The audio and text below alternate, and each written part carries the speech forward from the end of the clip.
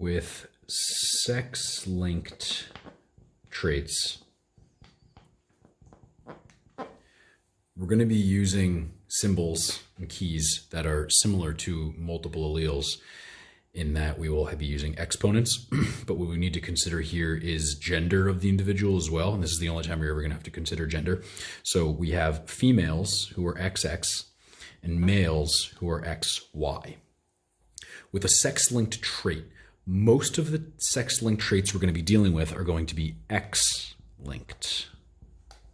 We will only be dealing with them, but most of the ones that you would be dealing with in any type of genetics situation would be X-linked. The reason for that is because the X chromosome is a very big chromosome, whereas the Y chromosome is a sad little nugget of DNA. So if you were a girl, you have 2 X chromosomes. If you're a boy, you have an X and a sad little Y. So there are way fewer genes on a small chromosome as opposed to a big chromosome. So the chance of having a genetic disorder on this one is a lot higher than this one. So there really aren't many Y-linked genetic disorders, or just traits in general for that matter. So with the, because it's an X-linked trait, we're going to be putting the exponent up here, or up here, or up here.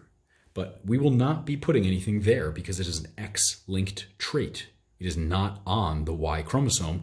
Therefore, we won't be putting anything to delineate whether or not there's a dominant or a recessive of this gene, because that gene does not exist on that chromosome.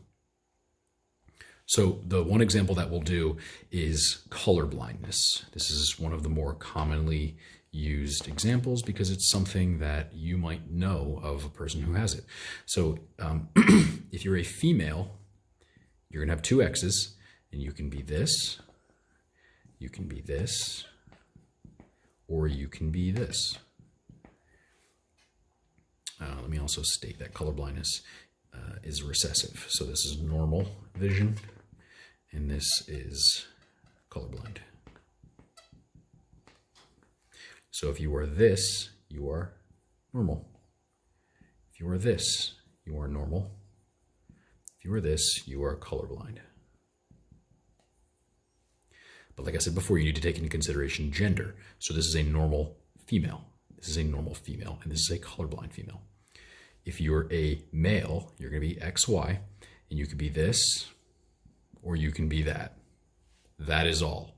You cannot be anything else, because you can either have 1X with the dominant or 1X with the recessive. There's nothing on the Ys. So here you are a normal man, and here you are a colorblind man.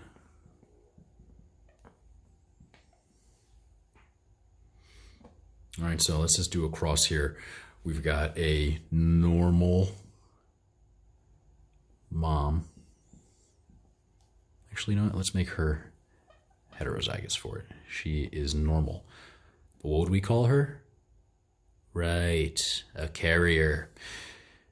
And then the dad, let's say that the dad does not have it.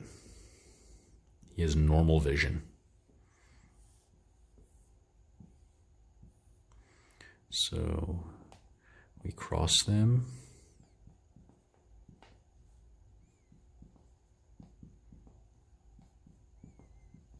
All right.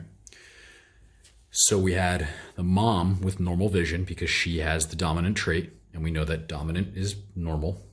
The dad has the dominant trait. That's all he has is the big B. He's normal. So this daughter right here, this is a girl. She's XX. She would be normal. She has at least one big B. She actually has both.